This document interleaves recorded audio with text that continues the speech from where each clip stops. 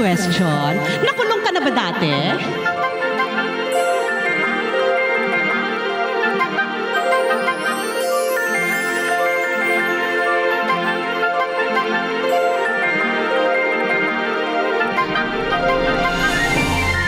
Nakay, sandali.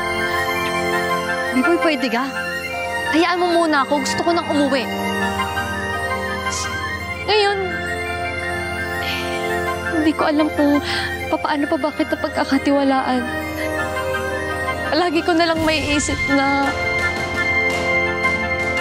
pwede kang magsinungaling sa akin. I'm sorry. Ayan, nako, sino kaya sa dalawang ito mag-uwi na ang title bilang Lakan ng Laki? Tatawagin kong una ang ating first runner-up.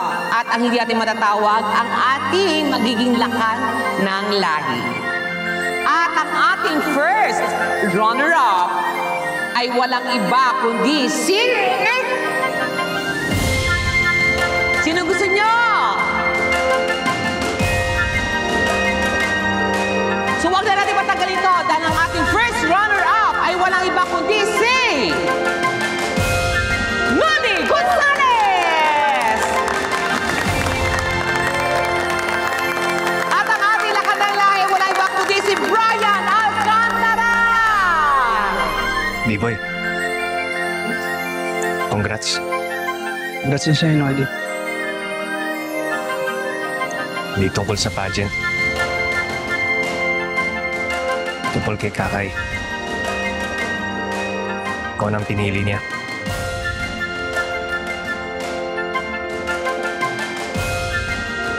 Hindi, Noli. Usap namin ni Kakay kanina. Siguro kailangan muna namin ng oras na malayo sa isa't isa.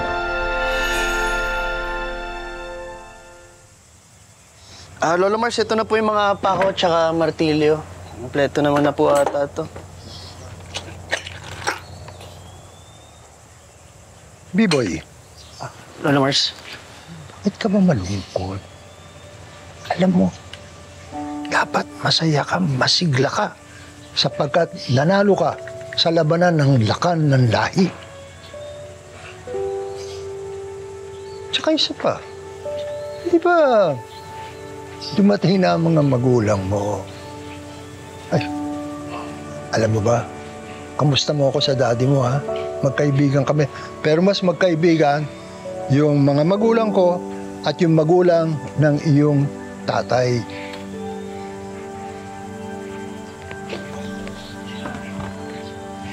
Kaya yan ang dahilan kung bakit ka napunta dito sa Bukal Liwayway. Pinagkatiwala ka niya sa akin. Salamat po, Lolo Mars. Dahil sobrang dami ko pong natutunan sa inyo.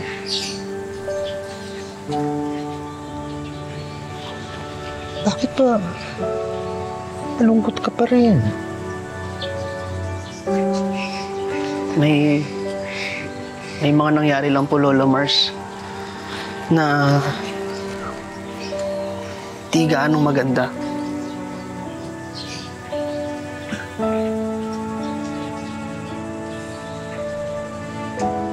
Alam mo, talagang patas ang ating Panginoon Diyos. Di lahat ng bagay makukuha mo. Kung masaya, o mayroon mga bagay na maaaring ikalungkot mo. Pero ayos lang yun. Alam mo, nangyayari yun dahil may dahilan. Basta kailangan magtiwala lang tayo sa taas. Lahat yan malalampasan natin, B-boy.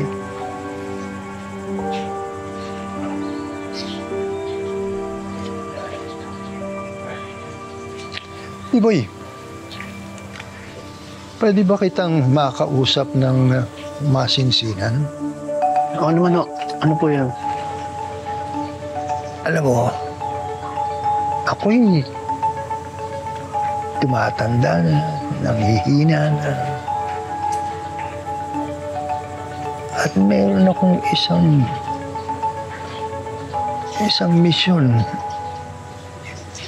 na baka hindi ko matapos. Kailangan ipagkatiwala ko sa iyo. Kailangan tapusin mo yun, B-boy. Pangako mo sa akin na gagawin mo.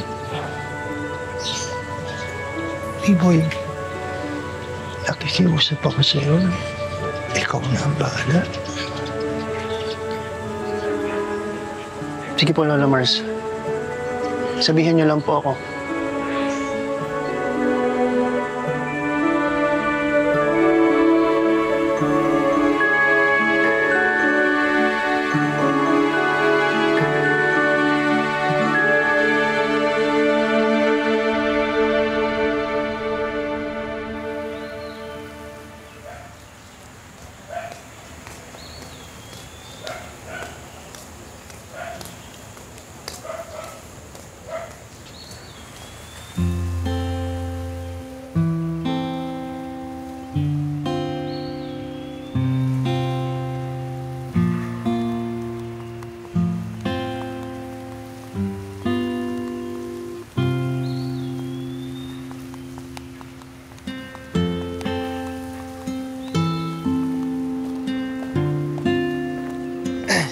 Sakay.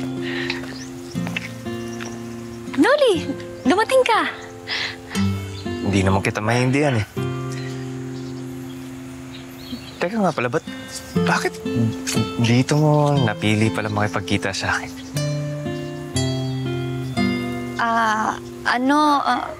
Gusto kitang i-congratulate. Pasensya ka na wala na ako nung announcement nung panalo. Wala yun. Okay lang yun. Pero salamat ha. Noli, alam mo, natuwa ko dun sa sagot mo sa Q&A. Napakaswerte naman ang mamahalin mo. Swerte ka eh. Ha? Ano yung sabi mo? Ang ibig kong sabihin na...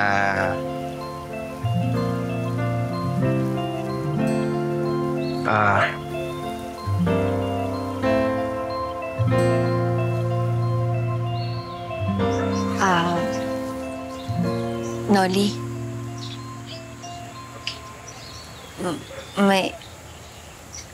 may gusto din ako sa'yo.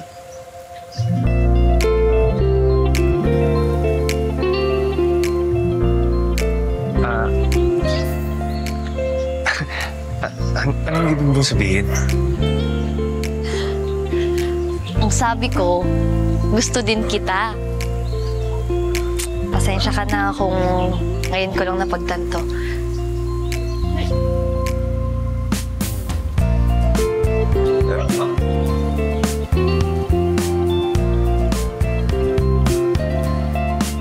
Ibig bang... Hoy! Noli! Ano na? Tatayo ka na galaan dyan pagkatapos mong sabihin na gusto na kita?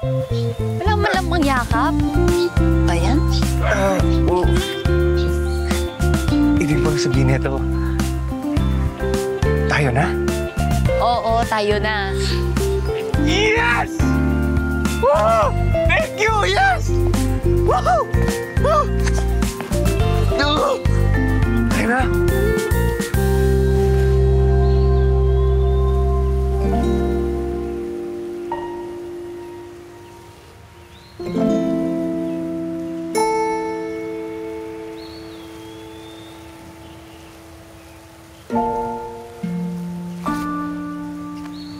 Hindi ka magsisisi sa pinili mo. Sisiguraduhin ko na ako talaga yung karapat-dapat sa pagmamahal mo.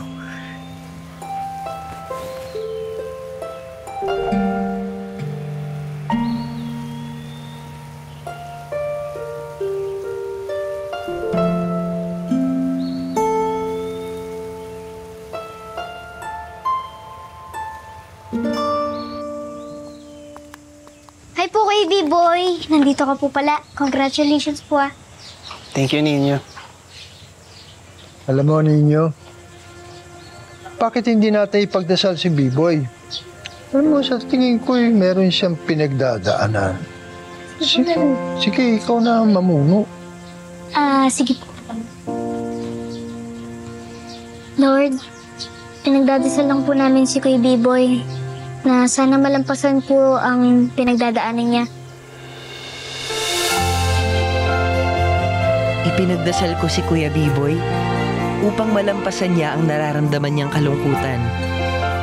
Bagamat alam naman ni Lolo Mars na sariwa pa ang sugat, makakatulong para kay Kuya Biboy ang may mga taong nasa paligid niya upang damayan siya at nang mas mabilis na gumaling ang mga sugat.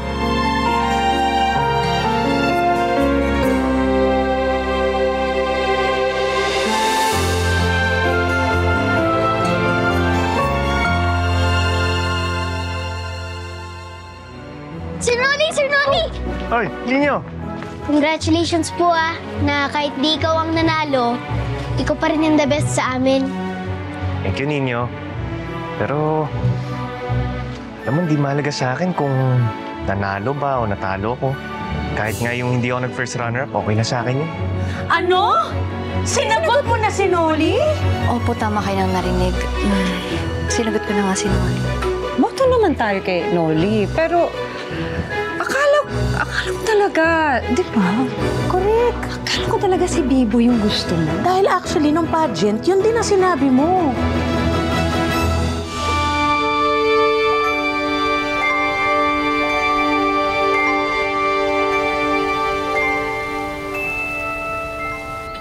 Sarap na ito, Daddy, ah.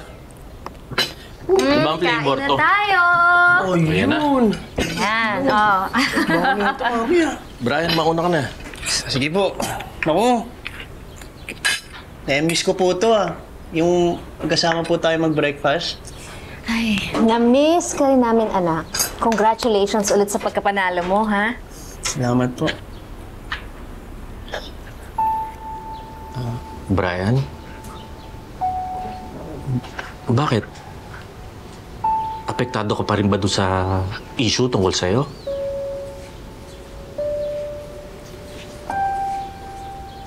Siyempre po, Daddy. Alam ko, may mga ibang tao po na nagbago yung tingin sa akin dahil doon. Lalo na si Kakay.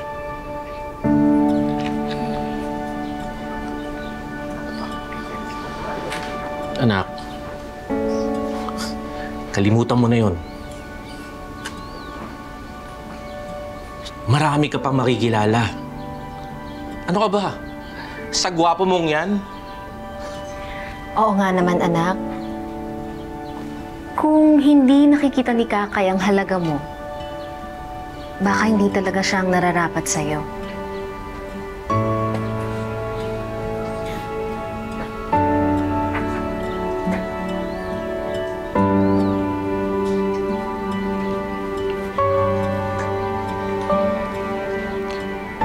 Brian, kung gusto mo nang bumalik sa Manila at makasama kami, pwedeng-pwede. Welcome na welcome ka, anak. Thank you po, Daddy. Thank you, Mommy.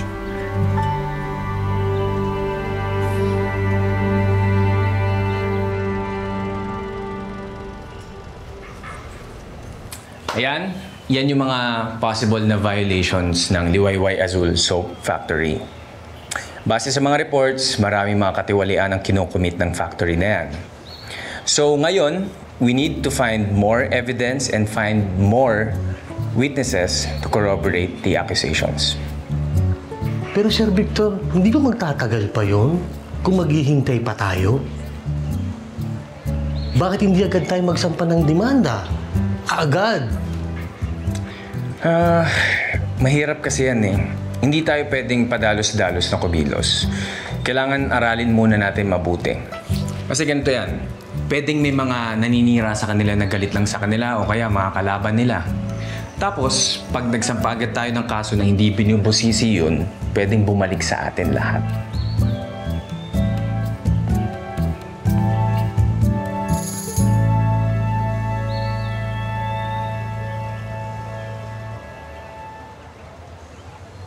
Ito ang ebidensya na gusto kong malaman.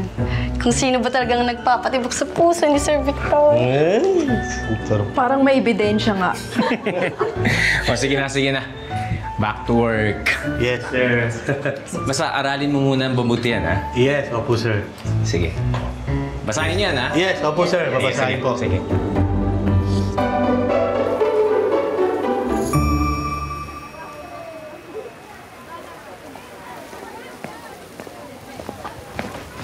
Sir Noli! Sir Noli! Oy, Ninyo! Congratulations po na kahit di ikaw ang nanalo, ikaw pa rin yung the best sa amin.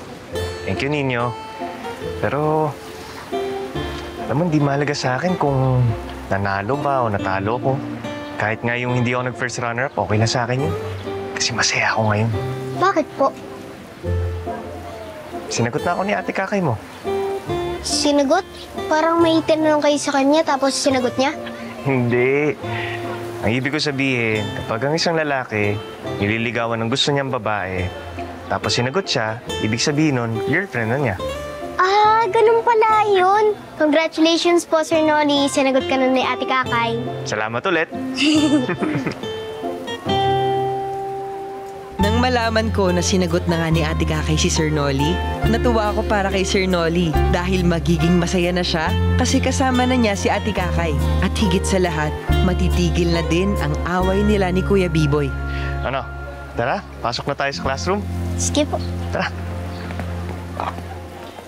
Ano? Sinagot mo na si Noli? Kailangan talaga sabay na sabay. Opo, tama kayo nang narinig. Sinagot ko na nga si Noli.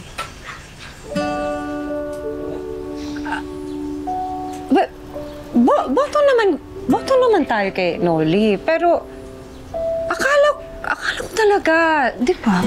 Correct. Akala ko talaga si Biboy yung gusto mo. Dahil actually, nung pageant, yun din ang sinabi mo. Pas boto ka kay Biboy.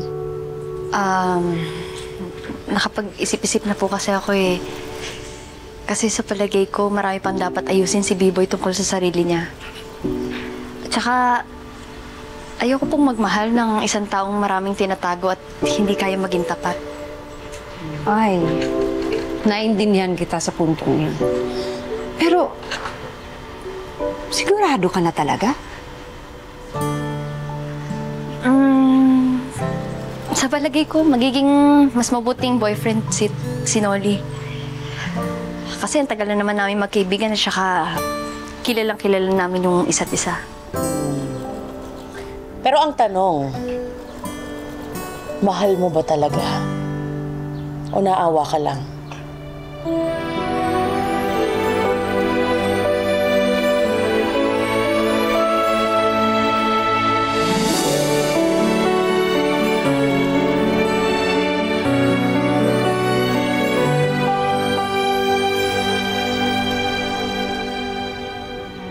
Teka, ano palang ginagawa mo dito? Kasi may dinaanan ng kaibigan ko, malapit lang dito. Eh, naisip ko na daanan na kita. Ito, para dalan ka ng merienda. Ito. Gusto ko lang sana magpaalam sa inyo.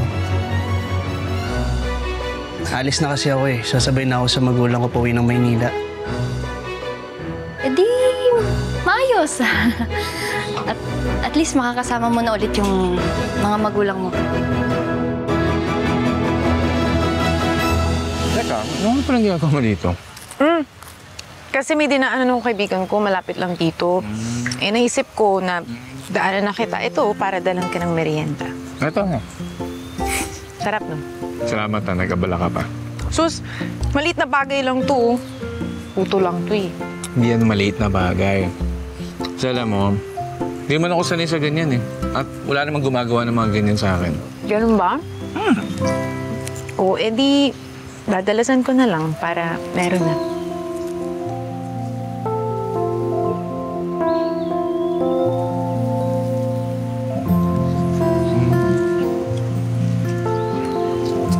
Sarap, no? Gusto mo? Subukan kita. Ay! Sarap, no? Gusto mo isa pa? Dami! Salamat. Welcome.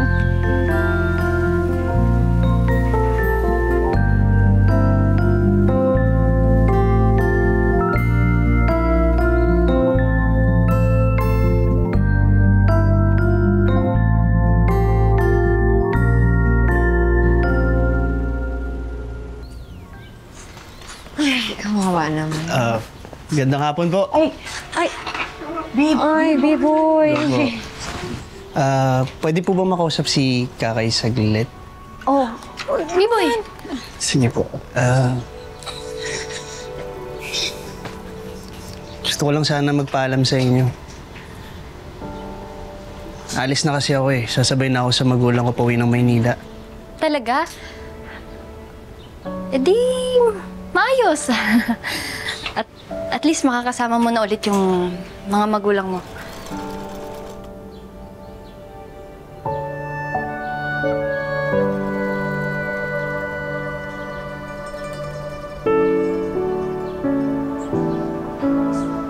Mamimiss ka namin.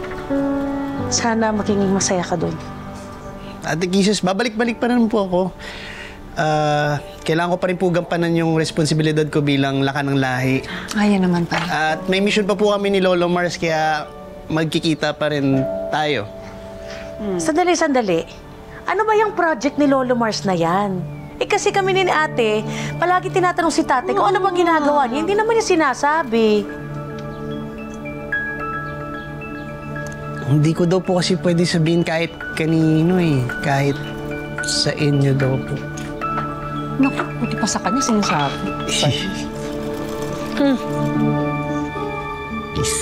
Sorry.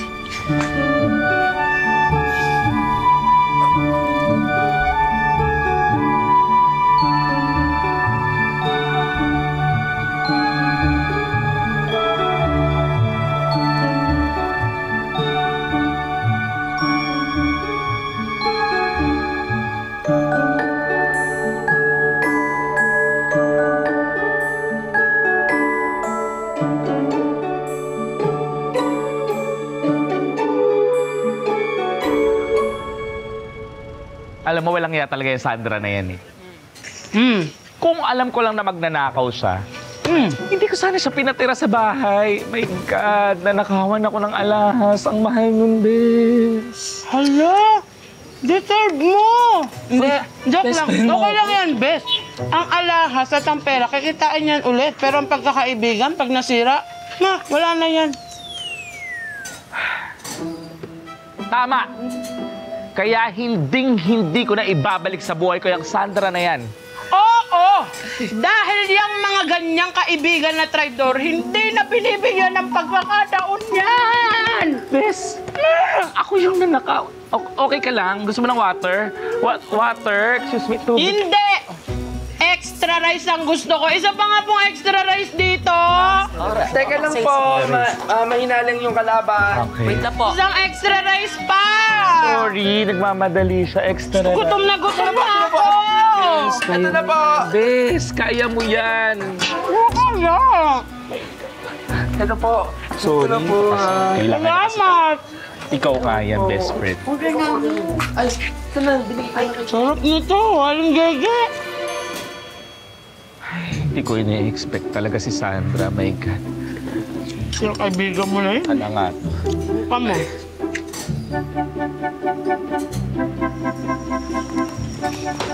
Ate Barbie, Kuya Kevin. Sorry po, narinig ko po kasi usapan nyo. Pero gusto ko lang po naman sabihin na kapag may pinagdadaanan po tayo, magpe-pray lang po lagi. Para... Thank you, Ninyo. Ma? Kain ka Okay rin. na po. Buti hindi kumuha ng bata. Uy, bata naman yan. Diyos ko pa.